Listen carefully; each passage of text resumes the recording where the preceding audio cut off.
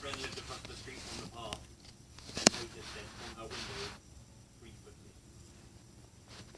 Chloe deleted her MySpace account when she got to Number 5. I was 11 years old. I spent the night hanging out with my closest friend at the time. I left around 7 o'clock. She was about a 15 to 20 minute walk away from my house. It was the month of December, so it was icy and dark outside. While I was walking down the long sidewalk, I had to make a turn halfway.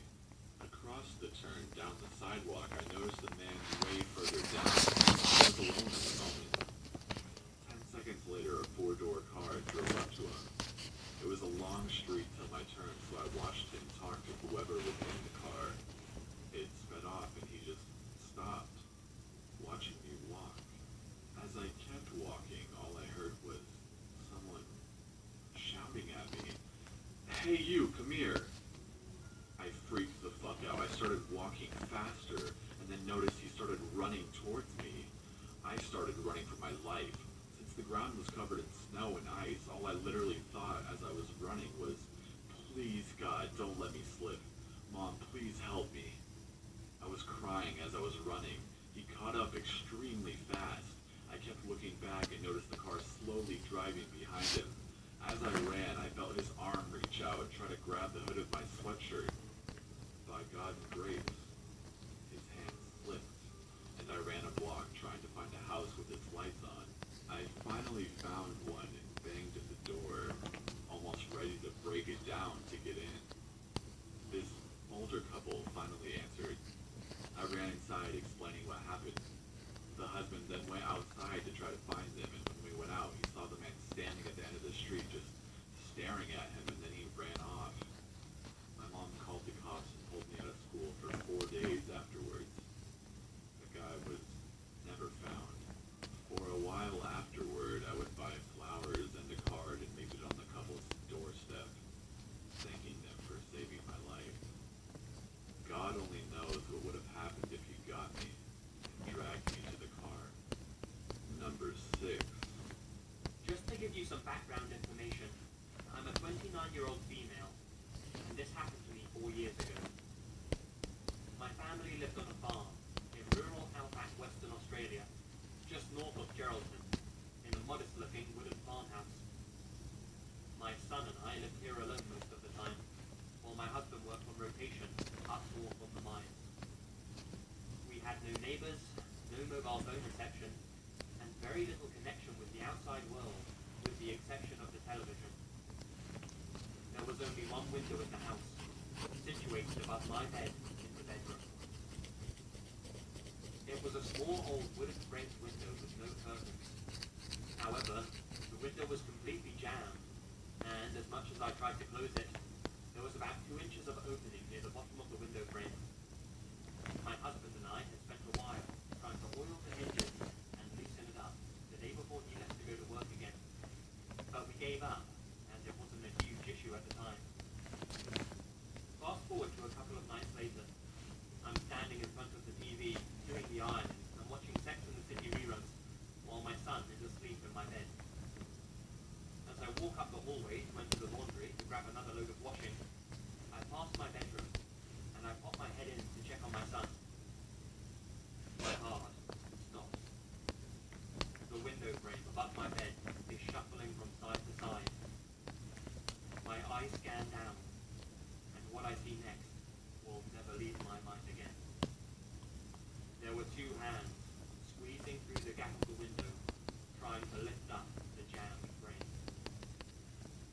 I screamed the house down, grabbed my son, the phone, and locked myself in the bathroom and called the police. I'd hate to think what would have happened if I hadn't been walking past my bedroom at that exact moment.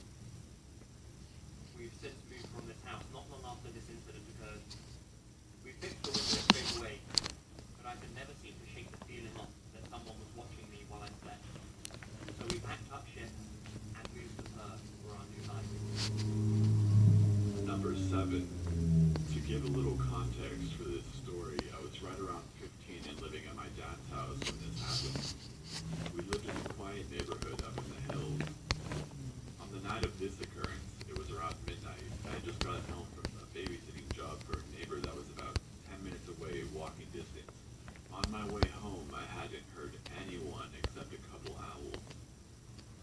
into the house, locked the door, and went downstairs to see if my sister was awake. As I got to the bottom of the stairs, the doorbell rang. I thought, maybe I left something at the house I was at, so quickly I ran back up the stairs. When I answered the door, I was greeted by a man covered in blood. He honestly looked like a zombie in my 15-year-old perspective. His jaw was hanging limp and he was missing at least 7 teeth. His head looked concaved in several spots and one of his eyes was missing. He may have been beaten with a baseball bat. I stepped back in shock as he sputtered the word, "Help," and collapsed on our porch. I ran into my dad's room shaking and told him what happened. He shot upward, called 911, and went to help. By this point, my little brother, who's 6 years old, had woken up and was trying to find out what was going on. I rushed to get him back into the room and get my dad the supplies he needed until the ambulance arrived. Unfortunately, the man was too injured to tell anyone what had happened, but he just kept pointing to the top of the next hill. The ambulance took him to the hospital. The man died, John Doe, in the hospital 2 days later.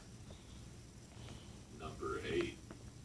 When I was about 4 or 5, I went grocery shopping with my grandma. I noticed she kept looking behind her and would inexplicably grab my hand and cart me along quickly for what seemed like no reason at all. I didn't question it though. I was just happy to be getting out of there sooner. Around this time, my uncle had recently headed out to fight in Desert Storm. My grandma was behind the display and talking about him. I wandered off to play near a basket of toys or something. Being young and not really understanding where he had gone, I said something along the lines of, "Where's Uncle Mike? I miss Uncle Mike." An older guy with crazy, grey, dark brown hair quickly made his way over to me and bent down to my level. "Are you alone? You know, I have an Uncle Mike as well. Let's go find him." He grabbed my arm and was about to pick me up. My grandma, thank God, was only 2 feet away, but was hidden by the display. She jumped when she heard him speak, and immediately scooped me up and away from him. Number 9. Back in my late teenage years, around junior and senior years of high school, my friends and I enjoyed messing around with people a bit too much. Since we were